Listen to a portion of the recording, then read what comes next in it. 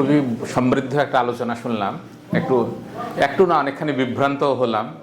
AI নিয়ে আসলে তো অনেক প্রশ্ন বা এআই নিয়ে, এবং আমাদের অতিথি প্রথমে যে কথাটা বললো যে মশলার প্রসঙ্গটা নিয়ে, মশলার বিষয়টা আবার ধরেন ওই যে অনেকটা আমার কাছে আবার মনে হলো যে এটা এআই এর কথা কিনা।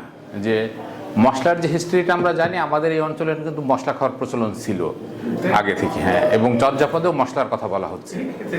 এবং ওই সময়ে এরকম একটা ব্যাপার আছে যে আপনি যদি সেলিনা হোসেনের ওই নীলময়ূরের যৌবন উপন্যাসটাও পড়েন, ওইখানেও দেখবেন যে ওইটা তো হিস্টোরিক্যাল উপন্যাস। ওইখানেও এরকম একটা কথা বলা হচ্ছে যে ওই হরিণ যখন শিকার করে নিয়ে আসা হলো, তখন মানে সে বলছে যে অনেক মশলা দিয়ে রান্না করব, এবং সেই মশলাটা কেন অনেক মশলা দিয়ে রান্না করবে, যে তাদের ওই হরিণ শিকার তো অ্যাভেলেবল না।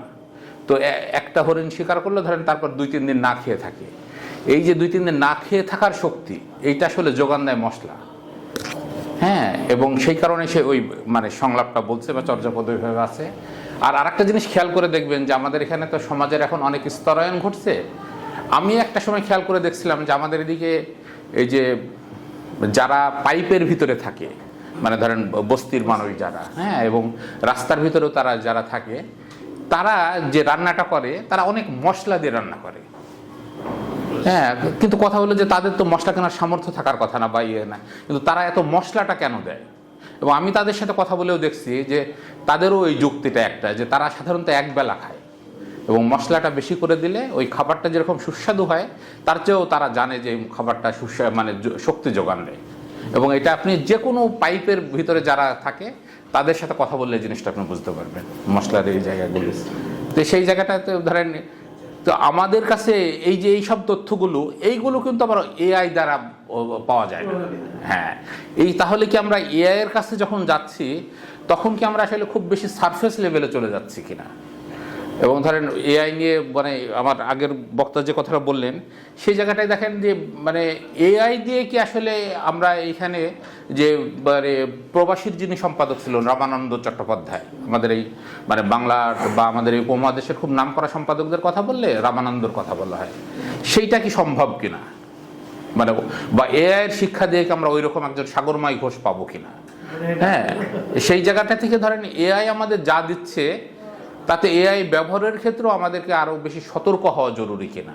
এবং সেই কথাটা আমরা যারা এআই ব্যবহার করি, যেমন ধরেন আরেকটা উদাহরণ দিই, যে ওই আমার একটা লেখা মানে অনেকদিন আগে ছাপা হয়েছে একাধিক পত্রিকা এবং মানে ইয়েতে ম্যাগাজিনেও। সেই লেখাটাতে মানে জসিমউদ্দিনের একটা লাইন আছে এরকম, যে ওই যে প্রতিদান কবিতা থেকে, যে হ্যাঁ হ্যাঁ, মানে আবার এই ঘর ভাঙিয়েছে যে আমি বাঁধি তার ঘর, ওই যে আপন করিতে কাঁদিয়া বেড়ায়। সেইখানে মাঝে একটা লাইন আছে যে হরেছে ঘুম মোর, শব্দটা খেয়াল করেন, যে হরেছে ঘুম মোর আমি বাঁধি তার ঘর, হ্যাঁ, এরকম ব্যাপারটা আছে। তো প্রত্যেকটা জায়গায় আমি দেখলাম যে ছাপা হয়েছে এই হরেছে শব্দটা হয়েছে, বুঝছেন।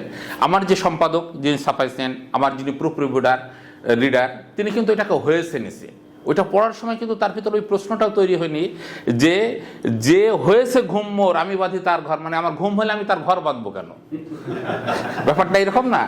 এখন এআই এর ভিতরে আসলে এইসব সূক্ষ্ম জটিলতাগুলো থেকে যাচ্ছে কিনা, এবং আমি আসলে প্রত্যাশা করছিলাম যে আপনার ভিতরে আলোচনা দিয়ে এই জায়গাগুলোতে আমরা একটু পাবো, কিন্তু মনে হলো যে এআই এর ব্যাপারে আপনি বেশ একটা মানে প্রশংসার জায়গা রাখছেন বা এআই এর জন্য একটা রাখছেন, সেইটা হচ্ছে বিষয়। এবং আমাদের সাংবাদিকতার জন্য তো এআই মারাত্মক ক্ষতিকর, হ্যাঁ। এবং আমাদের এখানকার যে সাংবাদিকতা এখন ফ্লারিস্ট করলো, এই সাংবাদিকতা আসলে কোথায় যাবে সেটা হচ্ছে খুব জটিল ব্যাপার, হ্যাঁ। এবং ধরেন ওই যে শুধু এআই দিয়ে না, যে কোনো বিষয়ে আমরা দেখেন যে আগেকার যে তত্ত্বগুলো, সেই তত্ত্বগুলোই কিন্তু এখন প্রশ্নের মুখোমুখি দাঁড়িয়ে যাচ্ছে।